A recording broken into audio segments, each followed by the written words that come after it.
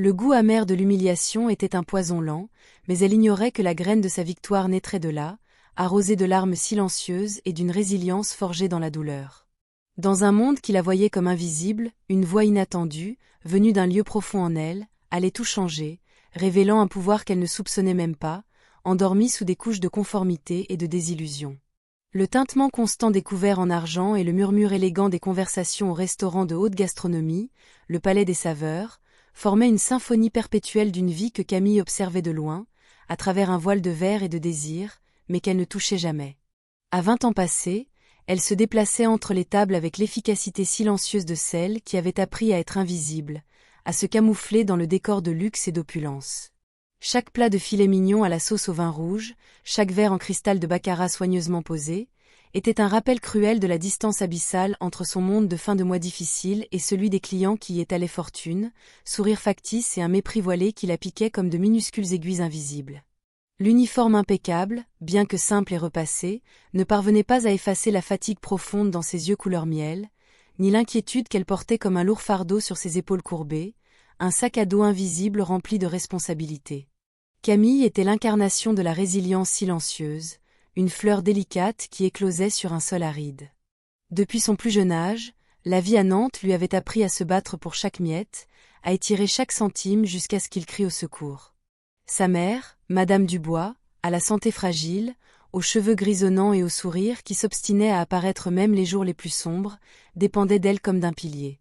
Son jeune frère, Thomas, un adolescent rêveur et un peu naïf, la tête dans les nuages et les yeux rivés sur les écrans d'ordinateur, était également sa responsabilité, un poids doux mais constant. Camille avait troqué les livres de la faculté de lettres, son grand rêve, contre des quarts de travail épuisants de 12 heures, les rêves d'une vie différente contre la dure réalité des loyers, de l'électricité et des médicaments à payer. Au palais des saveurs, elle n'était qu'une serveuse de plus, un rouage remplaçable dans une machine bien huilée, et elle le ressentait dans chaque regard de supériorité, dans chaque demande brusque, dans chaque pourboire misérable qui couvrait à peine le prix d'un pain. Ce jour-là en particulier, la tension dans l'air était palpable, dense comme la fumée d'un cigare coûteux.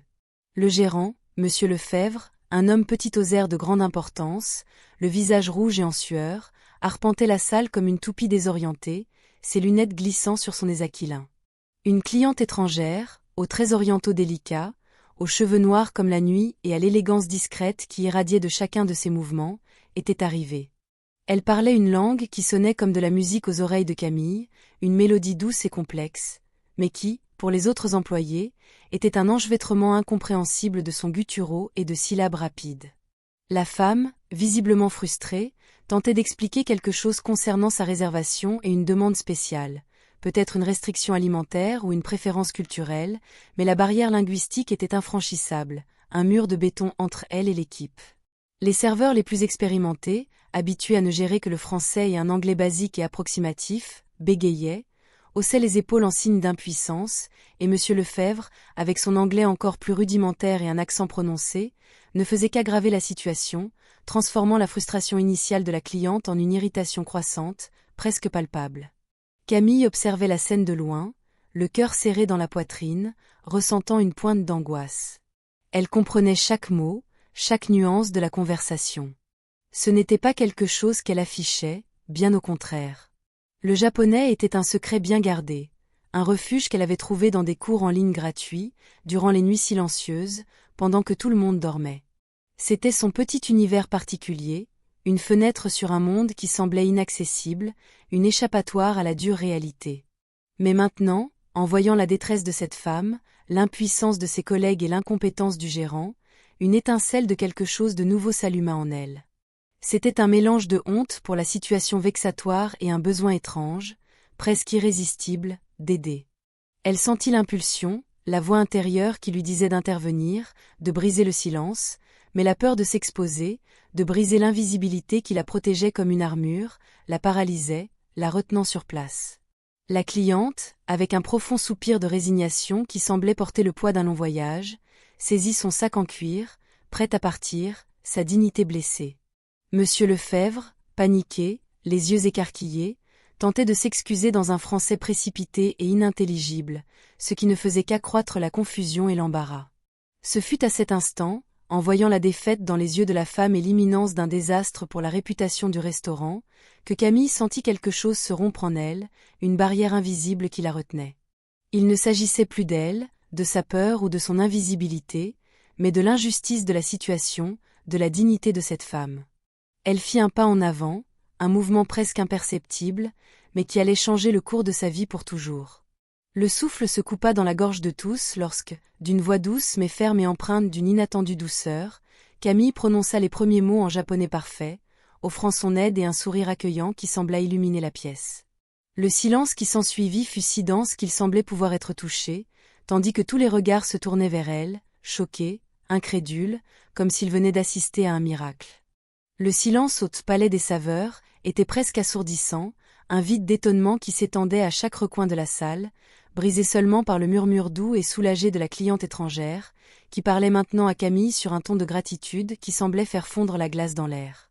Les yeux de toutes les personnes présentes, de Monsieur Lefebvre, qui semblait avoir avalé un citron entier, le visage tordu dans une grimace de choc et d'humiliation, aux collègues de travail, qui alternaient entre le choc le plus pur et l'incrédulité la plus profonde, étaient fixés sur la jeune serveuse, comme si elle était une apparition.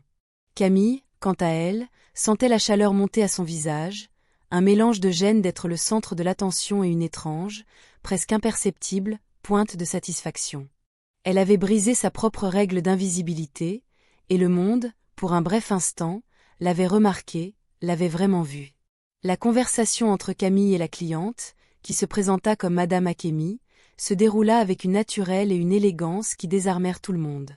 Camille expliqua le malentendu de la réservation avec clarté, suggéra quelques options du menu qui s'adaptaient parfaitement aux préférences de Madame Akemi, et partagea même un petit détail culturel sur la cuisine japonaise qu'elle avait appris lors de ses lectures nocturnes, une touche de délicatesse que Madame Akemi apprécia immensément. Madame Akemi, enchantée non seulement par la fluidité, mais aussi par la gentillesse et la perspicacité de Camille, non seulement confirma sa réservation et passa sa commande, mais loua également la jeune femme avec effusion, promettant de revenir et demandant à être servie exclusivement par elle. Monsieur Lefebvre, toujours sous le choc, tenta de se ressaisir, forçant un sourire jaune et remerciant Camille de manière mécanique, mais l'éclat dans ses yeux trahissait l'humiliation profonde d'avoir été surpassé, et de manière si spectaculaire, par l'une de ses subalternes, une simple serveuse qu'il remarquait à peine. Les jours qui suivirent, la vie de Camille au restaurant changea d'une manière subtile mais perceptible, comme une marée qui commence à monter. Les murmures dans les couloirs étaient plus fréquents, les regards, plus curieux et chargés de spéculations. Certains collègues, comme Élodie, une serveuse ambitieuse, avec un sourire toujours forcé qui n'atteignait jamais les yeux et une aura de supériorité, ne cachaient pas leur envie corrosive. Élodie, qui s'était toujours considérée comme la préférée de Monsieur Lefebvre et qui nourrissait une admiration non réciproque, presque obsessionnelle, pour Julien, le jeune et élégant propriétaire de l'établissement, voyait en Camille une menace inattendue et inacceptable. Elle commença à faire des plaisanteries voilées sur la serveuse polyglotte, insinuant que Camille essayait de se faire remarquer, ou qu'il y avait quelque chose de bizarre et de suspect dans sa connaissance soudaine, semant des graines de méfiance. Camille, habituée à ravaler les couleuvres et à ignorer la méchanceté d'autrui, se contentait de baisser la tête et de continuer son travail avec dignité. Mais chaque commentaire était une petite piqûre dans son âme déjà fatiguée, un poison lent qui tentait de miner sa confiance nouvellement découverte. Malgré l'hostilité voilée et les regards envieux, Madame Akemi tint sa promesse. Elle revint au palais des saveurs à plusieurs reprises, demandant toujours à être servie par Camille, et laissant toujours un pourboire généreux et un sourire encourageant. Lors d'une de ses visites, tandis que Camille servait un délicat thé vert, Madame Akemi, avec une curiosité sincère, l'interrogea sur ses études, ses rêves, sa vie. Camille, hésitante au début, mais ressentant une connexion avec la femme, raconta un peu sa passion pour les langues, ses rêves d'université et la nécessité pressante de travailler pour subvenir aux besoins de sa famille. Madame Akemi écouta attentivement, une lueur d'admiration dans ses yeux sages, et avant de partir, laissa une carte avec ses coordonnées, disant qu'un tel talent ne devrait pas être gaspillé dans un endroit comme celui-ci. Camille garda la carte comme un trésor, une amulette d'espoir, sans savoir exactement quoi en faire, mais sentant une petite flamme d'espoir s'allumer dans sa poitrine, une promesse d'un avenir différent. La présence de Madame Akemi et l'attention qu'elle portait à Camille ne passèrent pas inaperçues. Julien, le jeune et élégant propriétaire du Palais des Saveurs, Un homme à la vision aiguisée, aux paroles rares et à l'aura de mystère, avait remarqué l'interaction. Il n'était pas du genre à s'impliquer directement dans le quotidien de la salle, préférant observer de loin, mais il avait un œil perçant pour le potentiel humain, une capacité à voir au-delà des apparences. Il observait Camille de loin, la façon dont elle se déplaçait avec discrétion et efficacité, son dévouement au travail, et maintenant, son inattendue et impressionnante maîtrise du japonais. Quelque chose en elle l'intriguait profondément. Il voyait au-delà de l'uniforme de serveuse, percevant une intelligence, une profondeur et une force silencieuse qui la différenciaient de tous les autres. Un après-midi, alors que Camille rangeait les tables pour le service du soir, l'odeur de propre et de café flottant dans l'air, Julien la convoqua discrètement à son bureau. Le cœur de Camille s'emballa, un tambour dans sa poitrine. Elle imagina qu'il s'agirait d'une réprimande, peut-être pour avoir enfreint le protocole en parlant à la cliente, pour s'être trop fait remarquer.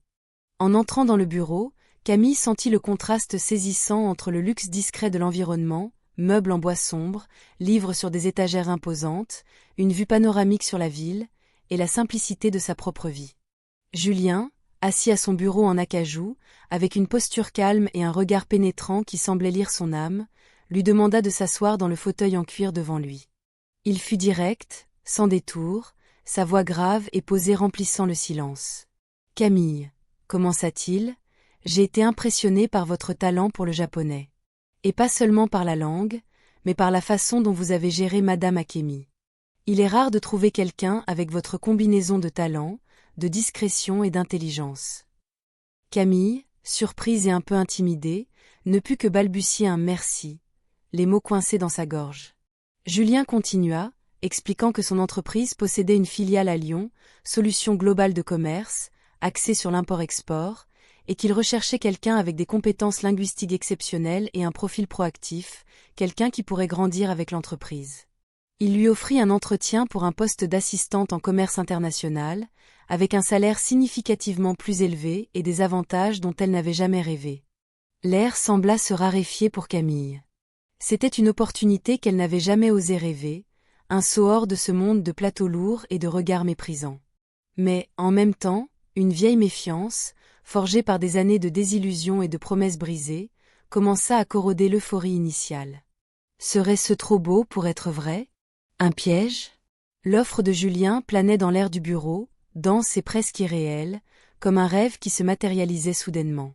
Camille sentait son cœur martelé dans sa poitrine, un battement désaccordé qui oscillait entre l'euphorie d'une promesse et la peur paralysante de l'inconnu. Ce salaire, ces avantages, ils signifiaient la chance d'offrir une vie meilleure à sa mère, Madame Dubois, et peut-être, qui sait, de permettre à Thomas de rêver à nouveau à l'université, à un avenir qui ne serait pas seulement de la survie. Mais la vie lui avait appris à se méfier des cadeaux inattendus, à voir des pièges dans les chemins qui semblaient trop faciles, à s'attendre à la chute après chaque pas d'espoir. Elle, qui avait toujours lutté pour chaque centime, pour chaque miette de dignité, se retrouvait maintenant devant une porte qui s'ouvrait sans qu'elle ait même frappé, sans qu'elle ait même osé rêver de l'ouvrir. Julien, percevant l'hésitation dans les yeux de Camille, un mélange de lueur et d'appréhension qui la rendait encore plus intrigante, garda son calme. Il ne la pressa pas, ne la força pas, expliquant simplement les détails du poste avec une patience inhabituelle, la routine de l'entreprise à Lyon, la possibilité réelle de croissance et de développement professionnel. « Réfléchissez bien, Camille, » dit-il, la voix douce mais ferme, comme une invitation irrésistible. C'est une véritable opportunité, pas une faveur. Si vous avez besoin de temps pour décider, je comprends. Mais je crois sincèrement que vous avez un potentiel qui mérite d'être exploré, qui mérite de s'épanouir. Camille hocha la tête, les mots coincés dans sa gorge, un nœud d'émotion et d'incertitude. Elle quitta le bureau la tête en ébullition, la carte de Julien avec l'adresse de l'entreprise à Lyon serrée dans sa main, presque froissée par la nervosité. L'odeur de café et le bruit des couverts dans la salle semblaient lointains, étouffés, comme si elle n'appartenait déjà plus à cet endroit, comme si son esprit s'envolait déjà vers un autre horizon. Cette nuit-là, dans son petit appartement à Nantes, avec les murs écaillés et l'odeur de cuisine maison, Camille ne put dormir. Sa mère, Madame Dubois, avec la sagesse de celle qui avait déjà vu de nombreuses luttes et surmonté d'innombrables adversités, perçut l'agitation de sa fille, la lumière allumée dans sa chambre jusqu'à tard. Avec un sourire fatigué mais plein d'amour, elle s'assit à côté de Camille sur le lit, caressant les cheveux de la jeune femme. « Qu'est-ce qui t'afflige, ma fille ? Tes yeux sont aussi inquiets que ceux d'un oiseau en cage. » Camille, alors, se confia, racontant l'offre de Julien, la chance d'une nouvelle vie, d'un avenir plus digne, mais aussi la peur de laisser derrière elle la sécurité précaire de ce qu'elle connaissait déjà, le confort de la misère familiale. Madame Dubois, avec une lueur d'espoir dans les yeux, l'encouragea avec des mots qui semblaient un baume. « Ma fille, tu as toujours été forte, une guerrière. Ne laisse pas la peur t'empêcher de voler. Si cette porte s'est ouverte, c'est parce que tu mérites de la franchir. Dieu ne ferme jamais une porte sans ouvrir une fenêtre, et celle-ci semble être une sacrée porte. » Les mots de sa mère furent un baume pour son âme, mais la méfiance chuchotait encore à son oreille, une voix ancienne et amère. Le lendemain, Camille alla travailler avec une décision prise, une flamme de courage allumée dans sa poitrine. Elle accepterait l'entretien.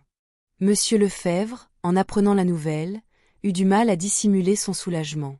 Pour lui, Camille était une anomalie, quelqu'un qui avait brisé la hiérarchie invisible du restaurant, une pièce déplacée. Élodie, cependant, réagit avec une fureur contenue, presque explosive. Ses yeux, auparavant pleins d'envie, brûlaient maintenant d'une haine presque palpable, un feu qui consumait son âme. Elle avait travaillé des années pour attirer l'attention de Julien, pour se rapprocher du cercle du pouvoir, pour être remarquée, et maintenant, une simple serveuse, apparue de nulle part, recevait une opportunité qu'elle convoitait tant, qu'elle croyait sienne de droit. Élodie, avec un sourire forcé qui ne trompait personne, félicita Camille, mais le ton de sa voix était un poison déguisé, un sifflement de serpent. « Fais attention, Camille, » dit-elle, les yeux fixés sur ceux de la jeune femme, un avertissement voilé. « Tout ce qui brille n'est pas or. Et les gens d'en haut, ils aiment jouer avec ceux d'en bas, puis les jeter. » L'entretien à Lyon fut un tournant, un portail vers un nouveau monde.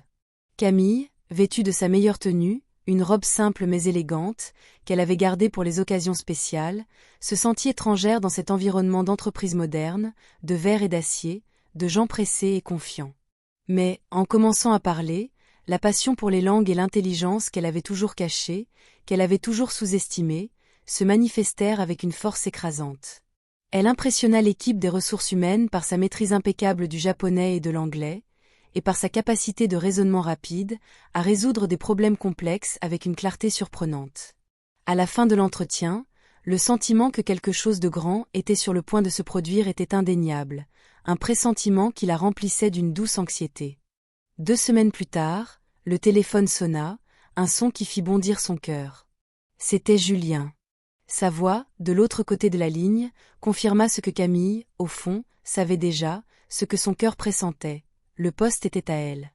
Le monde semblait tourner plus vite, plus coloré. La nouvelle de l'embauche de Camille dans l'entreprise de Julien se répandit comme une traînée de poudre au palais des saveurs, un potin qui courait dans les couloirs et la cuisine. Tandis que certains collègues, les plus simples et honnêtes, la félicitaient sincèrement, avec une lueur d'admiration dans les yeux, la plupart la regardaient avec un mélange de ressentiment, d'envie et de curiosité mal dissimulée. Élodie, en particulier, ne pouvait cacher sa rage, qui bouillonnait dans ses veines. Elle voyait l'ascension de Camille non seulement comme une menace professionnelle, mais comme un affront personnel, une humiliation publique. Julien, l'homme qu'elle convoitait avec une obsession maladive, prêtait attention à Camille, la serveuse, la nouvelle. Élodie commença à tisser une toile d'intrigue, répandant des rumeurs malveillantes sur Camille, insinuant qu'elle avait obtenu le poste par d'autres moyens, non par mérite, semant la graine du doute et de la calomnie. Camille, en entendant les chuchotements et en sentant les regards de mépris, ressentit la vieille douleur de l'humiliation, mais cette fois, quelque chose était différent. Il y avait une nouvelle force en elle, une détermination silencieuse qui la poussait en avant, qui la faisait lever la tête. Elle ne se laisserait pas abattre. Plus jamais. Le déménagement à Lyon fut un tourbillon d'émotions pour Camille, un mélange aigre-doux d'excitation et de mélancolie. Quitter Nantes, sa mère et Thomas, même pour un avenir meilleur et plus prometteur, lui serrait le cœur d'une douleur familière. Mais la vision du nouveau bureau, moderne et vibrant, au siège de Solutions Globales de Commerce, la filiale de Julien, la remplit d'une énergie renouvelée, d'un espoir presque palpable. C'était un monde de verre et d'acier, de gens pressés et concentrés, avec l'odeur de café et de papier neuf dans l'air, très différent de l'environnement familier, mais stagnant, du palais des saveurs. Camille, avec sa simple mallette, le cœur plein d'attentes et l'âme assoiffée de connaissances, se sentit une petite pièce, mais désormais importante, dans un engrenage bien plus grand, un engrenage qui tournait vers l'avenir. Ses premiers jours chez Solutions Globales de Commerce furent une période d'apprentissage intense, une plongée profonde dans un océan d'informations. Camille se jeta à corps perdu dans ses nouvelles tâches, absorbant chaque information comme une éponge assoiffée, chaque terme technique, chaque procédure. Le poste d'assistante en commerce international exigeait une précision chirurgicale, une organisation impeccable et bien sûr, ses compétences linguistiques, qui étaient désormais son plus grand atout. Elle se distingua rapidement, non seulement par sa maîtrise du japonais et de l'anglais, qui ouvrait des portes vers de nouveaux marchés, mais par son dévouement inlassable, son intelligence pratique et sa capacité à résoudre des problèmes complexes avec une simplicité surprenante. Les collègues de Lyon, pour la plupart, l'accueillirent bien, impressionnés par sa capacité d'adaptation et son professionnalisme indéniable. Pour la première fois depuis longtemps, Camille sentait que son effort était réellement valorisé, qu'elle n'était pas seulement une main-d'œuvre, mais un esprit pensant, une force à reconnaître. Cependant, l'ombre d'Élodie ne tarda pas à se faire sentir, comme un nuage sombre à l'horizon. Élodie, qui était devenue une sorte de superviseuse informelle au Palais des Saveurs, après le départ de Camille, avec un pouvoir nouvellement acquis qui l'enivrait, commença à faire des visites inattendues et fréquentes à Solutions Globales de Commerce. Elle prétendait devoir résoudre des questions administratives urgentes entre les entreprises, mais ses yeux affamés, son sourire forcé et sa posture de chasseuse trahissaient sa véritable intention. Surveiller Camille, chercher des failles, et, surtout, tenter de se rapprocher de Julien, l'objet de son obsession. Élodie, avec son maquillage impeccable, ses vêtements coûteux et son parfum capiteux, tentait de se fondre dans l'environnement d'entreprise, mais sa posture de supériorité et ses commentaires acides sur Camille la dénonçaient, la rendaient une figure déplacée et inconfortable. Lors d'une de ses visites, Élodie trouva Camille dans la cuisine, préparant un café, l'arôme fort emplissant le petit espace. Avec un sourire qui n'atteignait pas les yeux, Élodie s'approcha, sa voix un sifflement de serpent. « Alors, Camille, il paraît que tu t'en sors bien, n'est-ce pas ? De serveuse à cadre, qui l'eût cru. Mais attention, le sommet est un endroit glissant. Et tout le monde n'aime pas voir des gens, d'en bas monter si vite, surtout quand on ne sait pas comment ils sont montés. » Camille, qui avait déjà appris à ne pas donner de prise à l'envie et à la méchanceté d'autrui, répondit simplement par un sourire poli, un bouclier impénétrable. « Je fais juste mon travail, Élodie. Et je suis heureuse de l'opportunité d'apprendre et de grandir. » L'indifférence de Camille irrita Élodie encore plus, qui se retourna brusquement, marmonnant quelque chose sur la chance du débutant et les faveurs spéciales, le poison coulant de ses lèvres. Malgré les provocations d'Élodie, Camille continuait de briller, de se distinguer comme un phare. Elle conclut un important contrat avec un fournisseur japonais, utilisant sa maîtrise impeccable de la langue et sa connaissance culturelle pour négocier des termes plus favorables pour l'entreprise, économisant une somme significative et ouvrant de nouvelles portes commerciales. Julien, qui suivait de près les performances de Camille, fut visiblement satisfait, une lueur d'admiration dans ses yeux. Il la félicita publiquement lors d'une réunion avec la direction, soulignant sa proactivité, son intelligence et son impact positif sur les affaires de l'entreprise. La reconnaissance de Julien était un baume pour Camille, une confirmation qu'elle était sur la bonne voie, que tous les efforts et les nuits blanches en valaient la peine, qu'elle récoltait enfin les fruits de son dévouement. L'ascension de Camille, cependant, ne faisait qu'alimenter la fureur silencieuse d'Élodie, qui se transformait en une obsession maladive. À chaque éloge que Camille recevait, à chaque regard d'admiration que Julien lui adressait, Élodie sentait le poison de l'envie corroder son âme, la transformant en un puits d'amertume. Elle passait des heures au Palais des Saveurs, fouillant d'anciens documents, cherchant la moindre faille, le moindre indice qui pourrait ternir l'image de Camille, qui pourrait la faire tomber de son piédestal. Son objectif n'était pas seulement de faire tomber sa rivale professionnelle, mais aussi d'éliminer la menace que Camille représentait pour ses propres plans de conquérir Julien, de devenir la femme à ses côtés. Élodie devenait obsédée, et chaque jour, son esprit échafaudait des plans plus sombres, plus cruels, pour saboter le bonheur et le succès nouvellement acquis de Camille. La scène était prête pour une confrontation inévitable, et Camille, bien qu'elle sentît la tension dans l'air, une sombre prémonition, n'imaginait pas encore la profondeur du piège qui se tissait autour d'elle, une toile de mensonges et de trahisons. La vie de Camille chez Solutions Globales de Commerce suivait un rythme accéléré, mais gratifiant, comme une rivière qui coule vers la mer. Elle se sentait de plus en plus à l'aise dans ce nouvel environnement, comme si elle avait trouvé sa place dans le monde, et chaque jour, de nouvelles portes de connaissances s'ouvraient, révélant un univers de possibilités. Sa capacité à résoudre des problèmes complexes avec agilité et sa proactivité en faisaient une pièce précieuse et indispensable de l'équipe, un rouage essentiel. Julien, le propriétaire, gardait un œil attentif sur elle, non seulement comme un chef qui évalue les performances, mais avec une admiration croissante que Camille, dans sa discrétion habituelle, tentait de ne pas remarquer, mais qui la réchauffait de l'intérieur, comme un rayon de soleil par une journée froide. Il l'incluait fréquemment dans des réunions importantes, valorisant ses opinions et ses idées innovantes, ce qui ne faisait qu'accroître l'envie corrosive d'Élodie, qui observait tout de loin, les yeux brûlants. Élodie, quant à elle, devenait une ombre persistante, une présence inconfortable et maléfique. Ses visites à Solutions Globales de Commerce se firent plus fréquentes, et ses excuses pour être là, plus éculées et transparentes. Elle passait des heures à la réception, attendant Julien, ou circulant dans les couloirs avec une fausse désinvolture, toujours avec un regard furtif et calculateur vers Camille, comme un prédateur à l'affût. Chaque fois qu'elle voyait Camille interagir avec Julien, ou recevoir un compliment sincère, le poison de l'envie s'enfonçait plus profondément dans son cœur, le transformant en une pierre d'amertume. Élodie, qui s'était toujours considérée comme la seule méritante de l'attention de Julien, se sentait usurpée, volée d'un droit qu'elle croyait sien, et son esprit travaillait sans relâche pour trouver un moyen de faire tomber Camille, de la détruire. L'opportunité pour Élodie surgit de manière insidieuse, comme un serpent se faufilant dans l'herbe haute.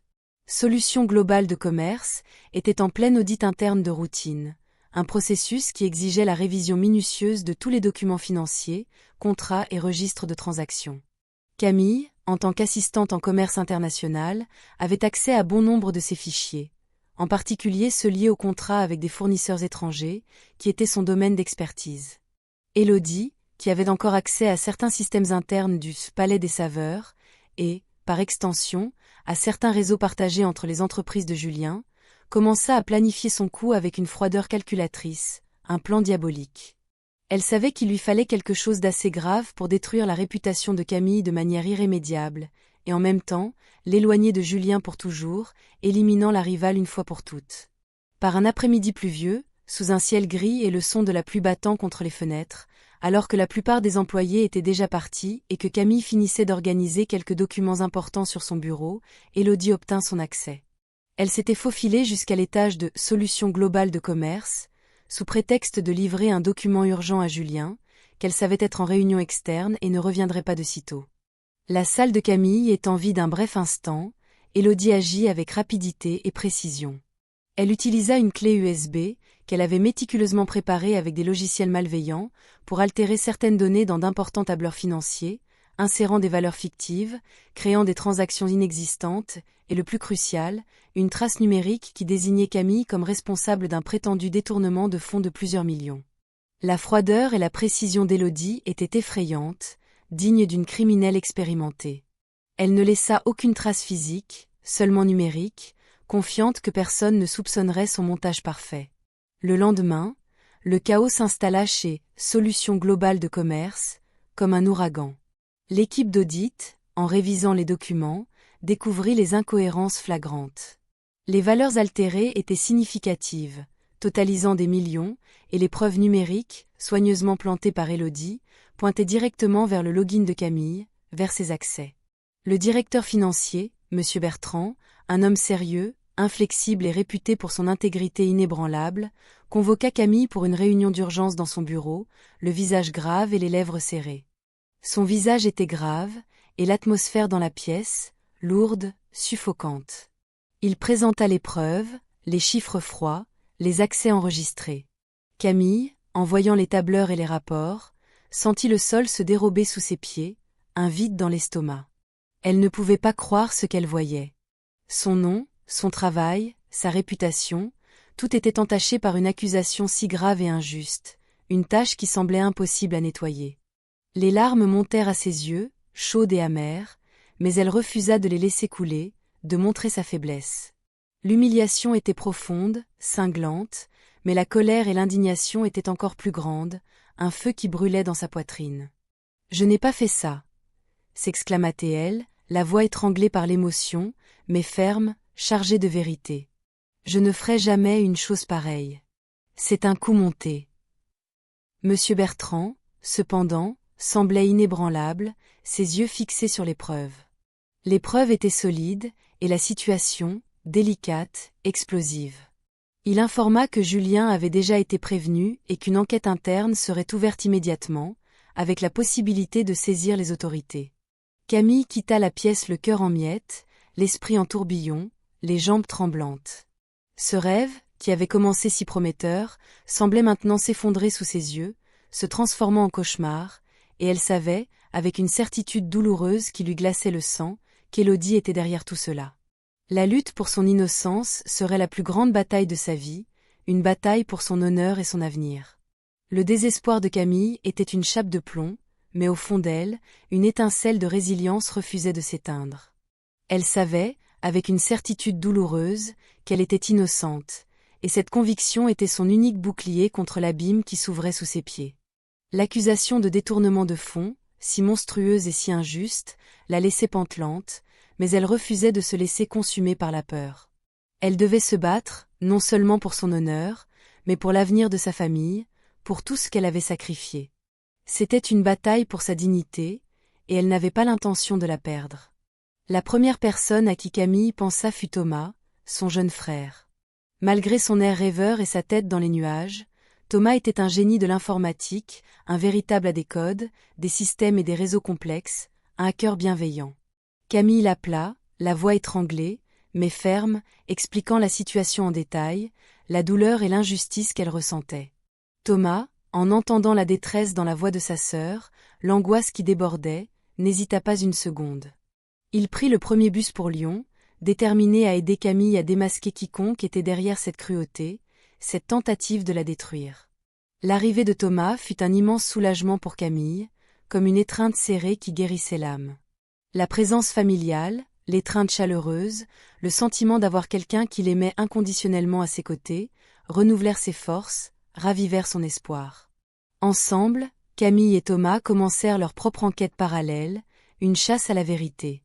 Tandis que l'équipe informatique de Julien se concentrait sur les traces numériques évidentes, sur les preuves les plus manifestes, Thomas, avec son esprit perspicace et son intuition aiguisée, commença à chercher des failles, des schémas inhabituels, quelque chose qu'Élodie, dans son arrogance, aurait pu laisser derrière elle, une erreur, une défaillance. Il passait des nuits blanches, Camille révisant des documents physiques, des contrats, des rapports, cherchant la moindre anomalie, tandis que Thomas plongeait dans les codes, les journaux d'accès, les entrailles numériques de l'entreprise. À chaque nouvelle piste, à chaque petite découverte, l'espoir de Camille grandissait, alimentant sa détermination. Elle se souvenait des visites inattendues d'Élodie, des commentaires acides, des regards de haine déguisés. Tout s'emboîtait, comme les pièces d'un puzzle macabre. L'enquête de Thomas commença à porter ses fruits, comme un arbre qui donne enfin ses premières récoltes. Il découvrit que, l'un des jours où Élodie avait visité Solutions Globales de Commerce, sous prétexte de résoudre des questions administratives, il y avait eu un accès inhabituel à un serveur secondaire, un accès qui n'était pas directement lié au login de Camille, mais qui avait été utilisé pour manipuler les données qui lui furent ensuite attribuées. C'était un accès fantôme, une brèche qu'Élodie, avec sa connaissance des anciens systèmes du « Palais des Saveurs » et sa familiarité avec les réseaux partagés entre les entreprises, avait exploité avec maestria. La preuve n'était pas directe, ce n'était pas une confession, mais c'était un lien crucial, une pièce fondamentale du puzzle, qui pointait sans équivoque vers la coupable. Camille sentit un frisson lui parcourir l'échine. La froideur et la préméditation d'Élodie étaient encore plus terrifiantes qu'elle ne l'imaginait, révélant une méchanceté sans limite. La découverte de Thomas fut un choc pour Julien et son équipe informatique. Initialement, ils avaient suivi les pistes les plus évidentes, celles qui incriminaient Camille. Mais la perspicacité de Thomas, sa capacité à voir au-delà des apparences, les força à reconsidérer toute l'enquête. Julien, en particulier, se sentit coupable d'avoir douté, même un instant, de l'intégrité de Camille. Il ordonna à son équipe de suivre chaque piste fournie par Thomas, de creuser plus profondément, de ne laisser aucune pierre non retournée. La machine de la justice interne se remit en marche, cette fois avec une nouvelle direction, une nouvelle détermination à trouver la vérité, quelle qu'elle soit. Camille, voyant l'engagement de Julien et la diligence de son équipe, sentit un poids s'alléger de ses épaules. Elle n'était plus seule dans cette bataille. La confiance de Julien, qui avait été ébranlée, se reconstruisait, plus forte qu'avant. Elle savait que la vérité finirait par éclater, que la justice serait rendue. Mais la route était encore longue, et Élodie, dans son arrogance, ne se laisserait pas faire facilement. La confrontation finale était inévitable, et Camille, armée de la vérité et du soutien de son frère et de Julien, était prête à l'affronter, la tête haute, le cœur rempli d'une nouvelle force. La découverte de Thomas concernant l'accès fantôme au serveur secondaire fut un tournant décisif, un rayon de lumière dans l'obscurité qui enveloppait Camille. Ce n'était pas une preuve irréfutable en soi, mais c'était le fil qu'il devait tirer, le début d'une pelote de mensonges. Camille sentit une vague d'adrénaline parcourir son corps, mêlée à l'amertume de connaître l'étendue de la méchanceté et de la froideur d'Élodie. Cet accès, qui n'était lié directement à aucun employé actif, était la signature numérique du sabotage, la trace invisible d'un crime. Ils avaient besoin de plus, de quelque chose qui connecterait Élodie de manière incontestable, qui la piégerait dans la toile de ses propres mensonges. Thomas, avec son esprit analytique et sa passion pour le déchiffrage des mystères numériques, commença à traquer les schémas d'accès de ce login fantôme avec un dévouement inlassable. Il remarqua que les accès se produisaient toujours à des heures spécifiques, coïncidant avec les visites d'Élodie à Solutions Globales de Commerce, et, plus important encore, avec les moments où Camille était absente de son bureau, en réunion ou en pause. C'était un schéma de comportement, une empreinte digitale invisible qu'Élodie, dans son arrogance et sa certitude d'impunité, avait cru que personne ne remarquerait, qu'elle passerait inaperçue. À chaque nouvelle corrélation, à chaque recoupement de données, la toile de mensonges d'Élodie devenait plus visible, plus solide, révélant la trame perverse. Pendant que Thomas travaillait dans les coulisses numériques, plongeant dans les codes et les journaux d'événements, Camille revisitait les jours où les altérations financières avaient été effectuées, cherchant dans sa mémoire le moindre détail, la moindre anomalie.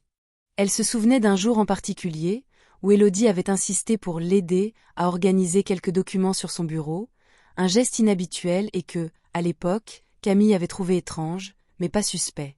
Élodie s'était proposé de porter quelques papiers aux archives, et Camille, distraite par un appel important d'un client étranger, n'avait pas prêté beaucoup d'attention à sa présence.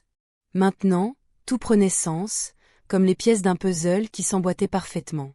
Élodie avait profité de l'occasion pour installer la clé USB ou pour manipuler quelque chose directement sur l'ordinateur de Camille, créant la fausse piste, la preuve forgée. L'équipe informatique de Julien, qui était initialement concentrée sur les logins de Camille, commença à suivre les nouvelles pistes fournies par Thomas, impressionné par la perspicacité du jeune homme. Ils confirmèrent l'existence de l'accès fantôme et la corrélation indéniable avec les horaires des visites d'Élodie, avec les moments où elle était dans le bâtiment.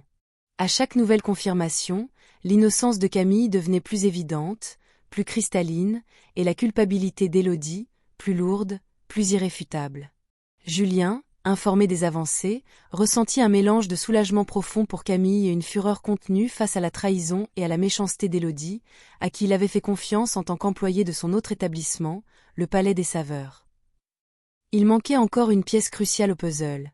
Une preuve irréfutable qui lierait Élodie directement à l'accès fantôme, quelque chose qui ne laisserait aucune place au doute. Thomas, inlassable, les yeux rougis par le manque de sommeil, poursuivit sa quête, fouillant chaque recoin numérique et physique. Il passa au crible les registres de sécurité, les caméras de surveillance des couloirs et de la réception du bâtiment, cherchant la moindre image qui pourrait incriminer Élodie, qui pourrait montrer son visage en flagrant délit. C'est alors qu'il trouva. Sur un enregistrement de sécurité d'un des jours cruciaux, Élodie fut vue entrant dans le bâtiment avec un sac à dos qu'elle n'avait pas l'habitude de porter, un sac à dos qui semblait lourd, et en sortant avec celui-ci visiblement plus vide, plus léger. Dans une image spécifique, presque imperceptible, Thomas réussit à identifier un petit objet rectangulaire dans sa main, qu'il soupçonna être la clé USB utilisée pour le sabotage, l'instrument du crime. L'image était granuleuse, mais la séquence des événements, le changement de volume du sac à dos, l'objet dans la main, était indéniable, une preuve accablante. Avec cette nouvelle preuve, Camille et Thomas sentirent qu'ils en avaient assez. Ce n'était pas seulement la preuve numérique, mais la preuve visuelle qui liait Élodie au crime, qui la piégeait sans échappatoire. L'humiliation que Camille avait ressentie se transformait en une force froide et calculatrice, une détermination inébranlable. Elle ne voulait pas seulement prouver son innocence, elle voulait la justice, voulait que la vérité éclate de manière implacable. Elle voulait qu'Élodie ressente le poids de ses actions, qu'elle soit exposée de la même manière qu'elle avait été exposée, qu'elle goûte à son propre poison. Le moment de la confrontation approchait, et Camille, qui avant était la serveuse invisible, la femme qui se recroquevillait face à l'adversité, était maintenant prête à affronter son bourreau de front, avec la vérité comme sa seule et plus puissante arme. Avec les preuves numériques irréfutables et l'enregistrement de sécurité en main, Camille sentit un calme étrange, presque froid, l'envahir, comme la quiétude avant une tempête. La douleur de l'humiliation n'avait pas complètement disparu, mais elle était maintenant tempérée par une détermination inébranlable, un feu glacé qui brûlait dans sa poitrine. Elle n'était plus la serveuse silencieuse qui ravalait les injustices et se recroquevillait face à l'adversité. C'était une femme qui s'était battue pour construire son chemin, pour renaître de ses cendres, et qui ne permettrait pas à la méchanceté d'autrui de le détruire. Thomas, à ses côtés, sentait la fierté pour sa sœur gonfler dans sa poitrine, la voyant transformer la vulnérabilité en force, la douleur en courage. Julien, en analysant les preuves compilées par Thomas et confirmées par son équipe informatique, fut choqué par l'audace, la cruauté et la préméditation d'Élodie. La confiance qu'il avait placée en elle, même si ce n'était qu'en tant qu'employé du Palais des Saveurs, avait été trahie de manière vile, d'une façon qu'il n'aurait jamais imaginée. Il convoqua une réunion d'urgence avec M. Bertrand, le directeur financier, et d'autres membres de la direction de « Solutions globales de commerce », l'atmosphère dans la salle lourde de la gravité de la situation. L'ordre du jour était clair et non négociable.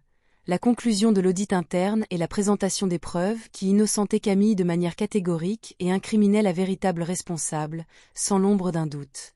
Camille se prépara pour la réunion avec une minutie qui la surprit elle-même, chaque détail révisé, chaque mot pensé.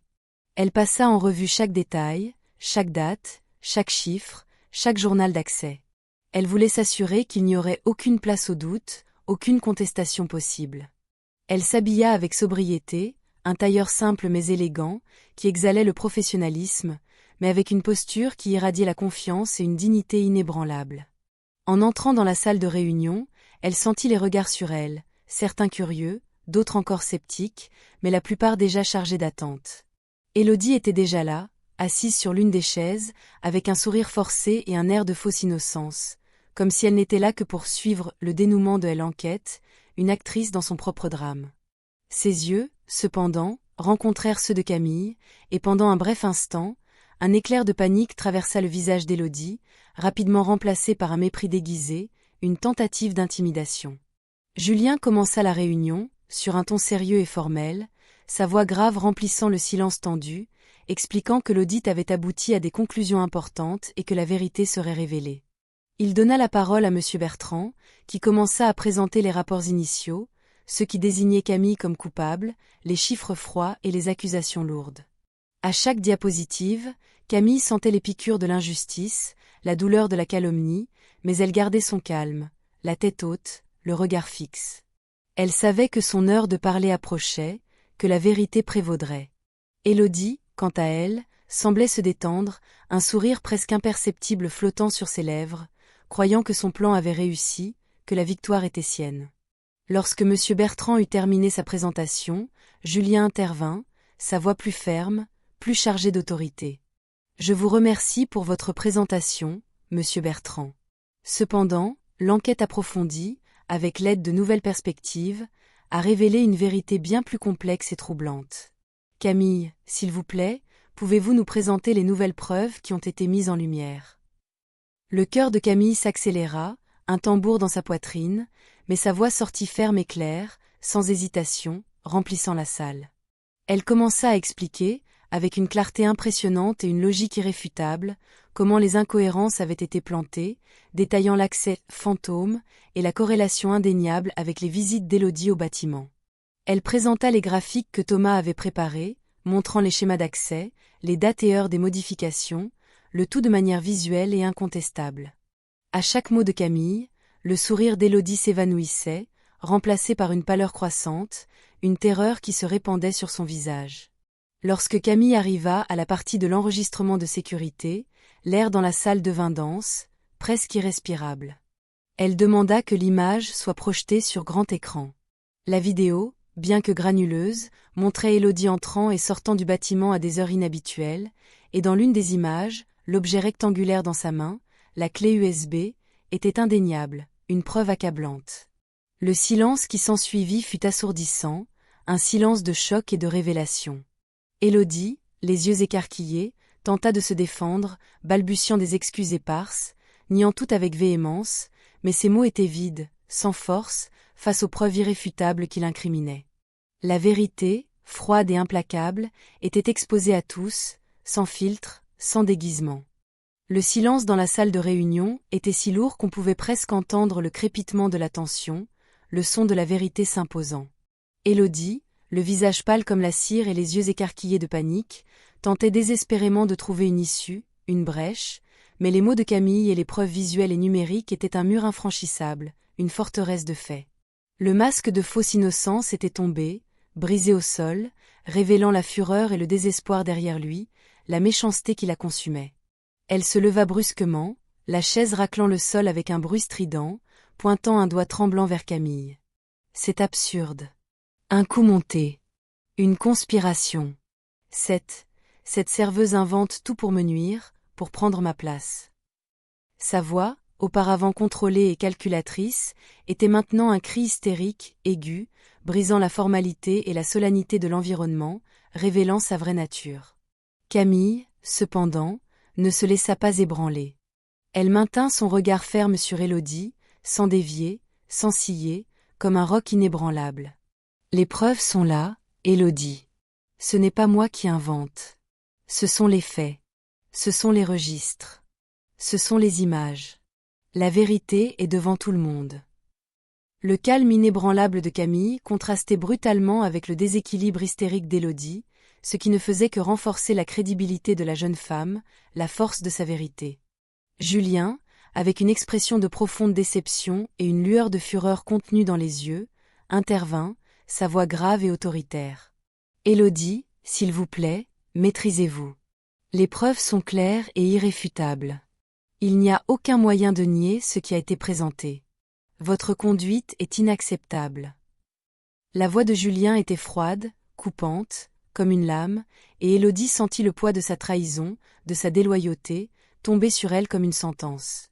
Monsieur Bertrand, qui auparavant semblait sceptique et quelque peu méfiant, observait maintenant Élodie avec un regard de répulsion et de mépris. Il révisa les documents à nouveau, croisant les informations avec les nouvelles preuves, avec les graphiques de Thomas, avec l'enregistrement de sécurité. À chaque minute, la vérité se solidifiait, devenait plus incontestable. La direction, qui assistait à tout cela sous le choc, commença à murmurer, les regards de méfiance et de condamnation se tournant vers Élodie, qui était maintenant le centre de l'attention, mais d'une manière humiliante. L'humiliation qu'Élodie avait planifiée pour Camille se retournait maintenant contre elle avec une force écrasante, un boomerang de méchanceté. Elle, qui s'était toujours considérée supérieure, intouchable, était maintenant exposée, démasquée, devant tous, sa réputation en lambeaux. Élodie, voyant qu'il n'y avait plus d'échappatoire, que tous ses mensonges avaient été dévoilés, tenta une dernière carte désespérée, un appel pathétique. « Julien, vous ne pouvez pas la croire. J'ai toujours été loyale envers vous, envers le Palais des Saveurs. Je vous ai toujours admiré. Cette femme, c'est une opportuniste.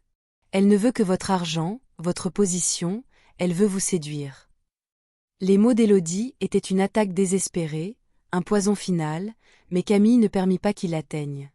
Elle avait traversé tant d'épreuves que les accusations vides et malveillantes d'Élodie n'avaient plus de pouvoir sur elle, ne pouvaient plus la blesser. Julien, avec un soupir lourd qui portait le poids de la désillusion, regarda Élodie avec une tristesse qui frôlait le mépris, ses yeux sombres fixés sur les siens. Élodie, votre loyauté a été remise en question au moment où vous avez tenté de détruire la réputation d'une personne innocente, d'une femme qui voulait seulement travailler avec dignité. Et quant à Camille, elle a prouvé sa valeur par un travail acharné, par son intelligence et par une intégrité inébranlable, non par des intrigues et des calomnies. Votre conduite est inacceptable et aura des conséquences graves et immédiates. La voix de Julien était la sentence finale, un marteau qui scellait le destin d'Élodie. Élodie, finalement, s'effondra. Les larmes qui auparavant étaient de rage et de frustration, étaient maintenant de désespoir et de honte, coulant sur son maquillage brouillé. Elle savait qu'elle avait tout perdu, que son monde s'était écroulé. La réunion continua, mais l'attention changea radicalement. Monsieur Bertrand, la voix étranglée par l'émotion et la honte, présenta des excuses formelles à Camille au nom de l'entreprise, reconnaissant l'erreur et l'injustice profonde qu'elle avait subie, la douleur qui lui avait causée. Les autres directeurs, un par un, exprimèrent leur soutien et leur admiration pour le courage, l'intégrité et la résilience de Camille, l'applaudissant discrètement. L'inversion de l'humiliation était complète, totale. Camille, qui était entrée dans la salle avec le poids d'une accusation injuste, en sortait maintenant la tête haute, sa réputation non seulement restaurée, mais renforcée, brillant plus que jamais. Élodie, quant à elle, fut escortée hors de la salle par des agents de sécurité, ses sanglots résonnant dans les couloirs vides, un son amer de défaite, d'une vie en ruine. La justice, bien que tardive, était arrivée, et Camille sentit un profond soulagement, une paix qu'elle n'avait pas connue depuis longtemps, une sensation de renaissance. Le licenciement d'Élodie fut immédiat et sans fanfare, un épilogue silencieux et mérité à la tempête de méchanceté qu'elle avait provoquée. La nouvelle se répandit rapidement dans les couloirs de Solutions Globales de Commerce et du Palais des Saveurs, et la vérité sur le coup monté éclata, choquant tout le monde. Le choc initial fit place à une vague de soutien et d'admiration pour Camille, qui se transforma en une héroïne silencieuse. Ceux qui auparavant la regardaient avec scepticisme, envie ou méfiance, la voyaient maintenant avec respect, avec une lueur d'admiration dans les yeux, reconnaissant son intégrité inébranlable et la force extraordinaire qu'elle avait démontrée en affrontant une accusation si grave et injuste. Pour Camille, le soulagement était immense, comme un poids gigantesque retiré de ses épaules, mais l'expérience avait laissé des cicatrices profondes dans son âme. Elle avait prouvé son innocence, mais la douleur de la trahison, de l'humiliation publique et de la méchanceté gratuite résonnait encore dans son cœur, comme une cloche lointaine. Cependant, cette douleur ne l'affaiblit pas. Au contraire, elle la renforça, la forgea en une femme encore plus résiliente. Elle avait appris à faire confiance à sa propre voix, à se battre pour sa vérité bec et ongle, et à ne pas se taire face à l'injustice, en aucune circonstance. La Camille qui sortit de cette réunion n'était plus la même que celle qui y était entrée. C'était une femme plus mature, plus résiliente, avec une clarté renouvelée sur sa propre valeur et une détermination inébranlable. Quelques jours après l'incident, Julien convoqua Camille pour une conversation dans son bureau. L'ambiance était différente, plus légère, chargée d'une complicité et d'une intimité qui avaient grandi entre eux pendant la crise, une connexion qui allait au-delà du professionnel. Julien, avec un sourire doux qui illuminait son visage et une lueur chaleureuse dans les yeux, commença à parler de l'avenir de l'entreprise, et plus important encore, de l'avenir de Camille, avec un sérieux qui la fit retenir son souffle. Il loua sa performance exceptionnelle, son courage indomptable et sa capacité de leadership démontrée sous pression, son intelligence stratégique. « Camille, dit-il, la voix douce mais chargée de sincérité et d'admiration, vous n'avez pas seulement prouvé votre innocence, mais vous avez aussi montré une force, une dignité et une intelligence qui sont rares, qui sont inspirantes. Je crois sincèrement que vous êtes prête pour un défi plus grand, pour des vols plus hauts. » Julien fit alors une proposition que Camille n'aurait jamais attendue, qui la laissa sans voix. Il lui offrit le poste de responsable des relations internationales, une position de leadership stratégique qui exigerait non seulement ses compétences linguistiques impeccables, mais aussi sa vision stratégique, sa capacité de négociation et son leadership inné. C'était un saut gigantesque, une reconnaissance pleine et absolue de son potentiel, de sa valeur. Camille sentit ses yeux s'embuer, les larmes d'émotion monter.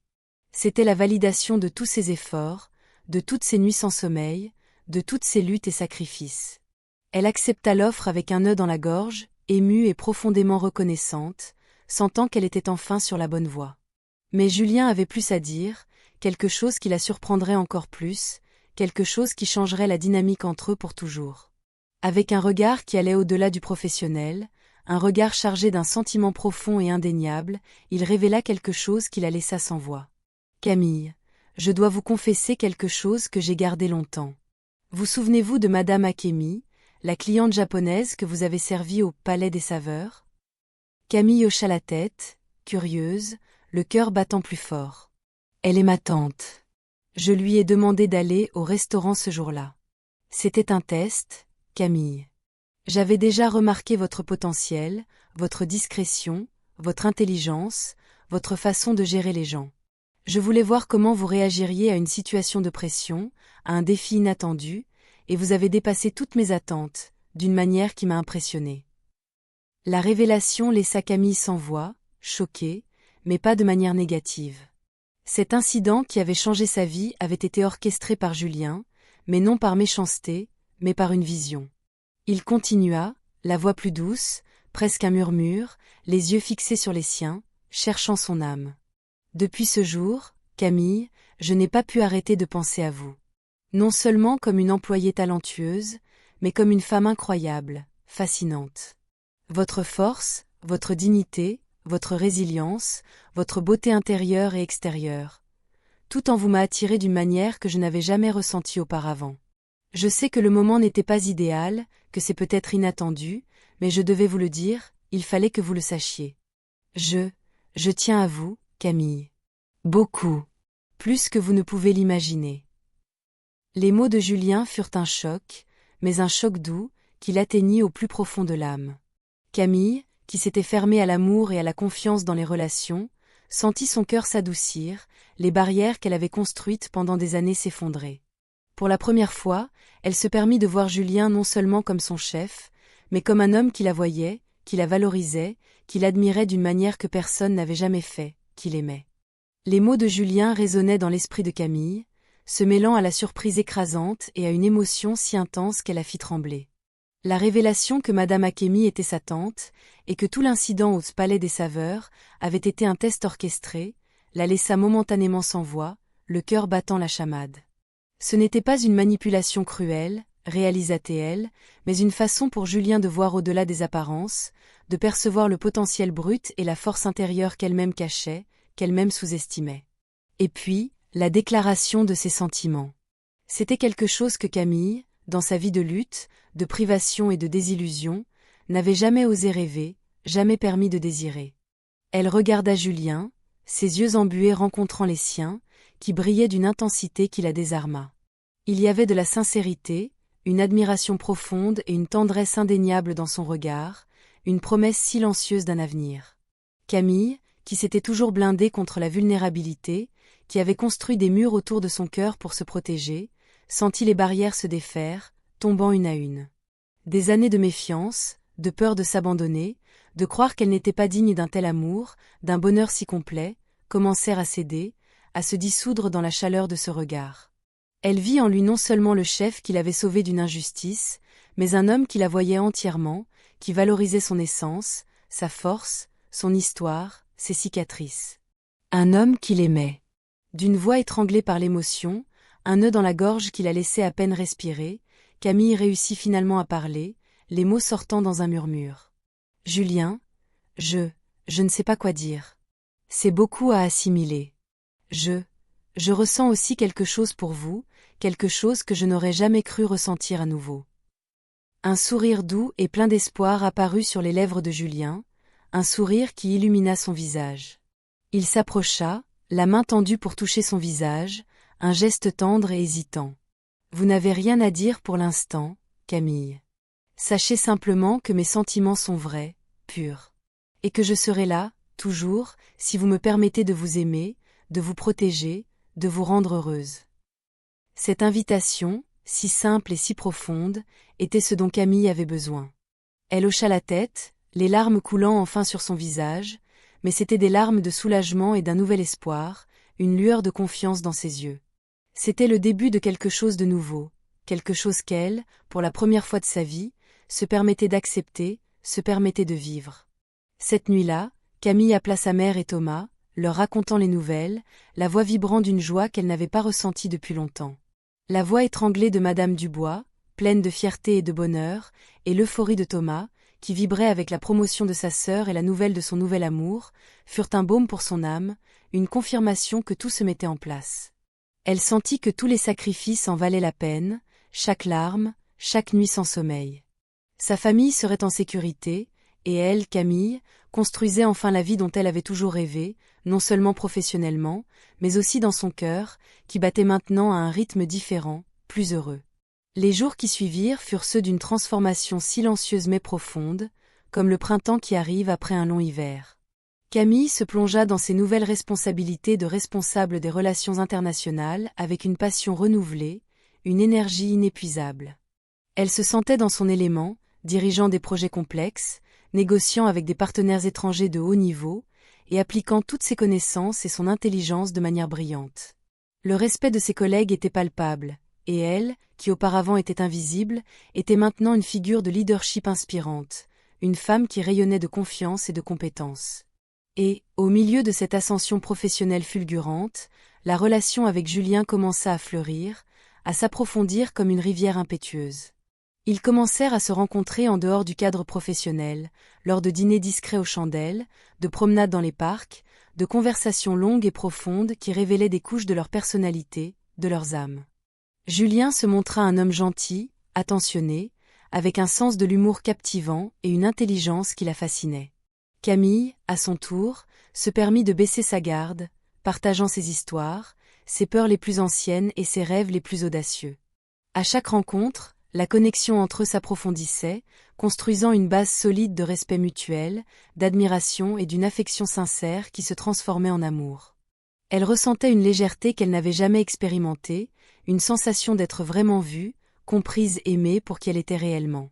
L'avenir, qui auparavant semblait une lutte constante, se présentait maintenant comme un horizon de possibilités infinies, et Camille était prête à l'embrasser, main dans la main avec Julien.